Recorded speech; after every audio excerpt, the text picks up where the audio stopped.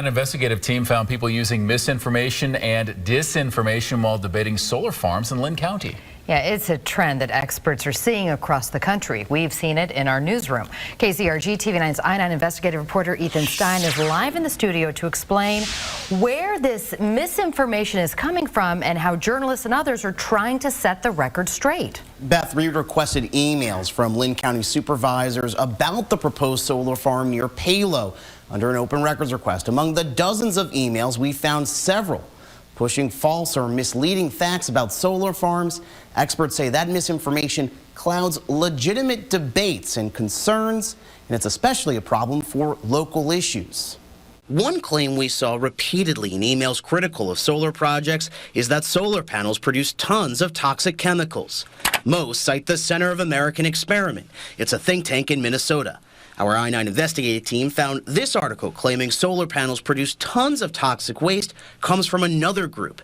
It cites the other group, but American Experiment doesn't have a standard policy for fact-checking those claims. Like, if I read it and I think that I agree with most of the points in it, right? Like, I think it's adding to the conversation that we're having.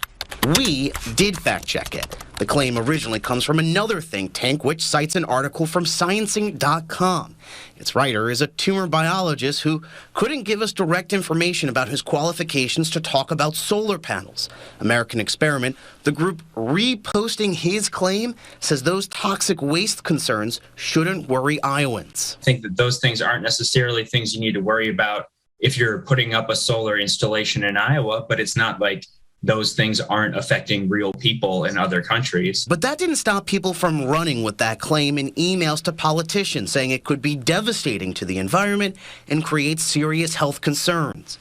Lynn County Supervisor Ben Rogers says he gets similar emails about solar farms nonstop. Yeah, a lot of it's fear-based. He says he's gotten used to people using misinformation since the pandemic started. One of the catchphrases is, I've done my own research, or I'm doing research, and so you can find anything to justify your point of view. This is not a brand new problem. Tim Wenninger studies how humans consume and curate information at the University of Notre Dame. He says interest groups with their own goals can poison the conversation about an issue. Those kernels of doubt and misinformation, someone else takes this. I heard, I forgot where, but, and they tell their neighbor. They post it on Facebook, they post it on Instagram, on Twitter. And then that takes off. The misleading claim over toxic chemicals is just one example we found in our open records request. One argued solar farms reflect sunlight back up into the atmosphere, affecting the ozone layer. Another person said solar farms will increase the local temperatures. Both claims Caltech professor Nathan Lewis labeled extremely misleading, saying solar panels affect the ozone and temperatures no different than roads, roofs, or parking lots.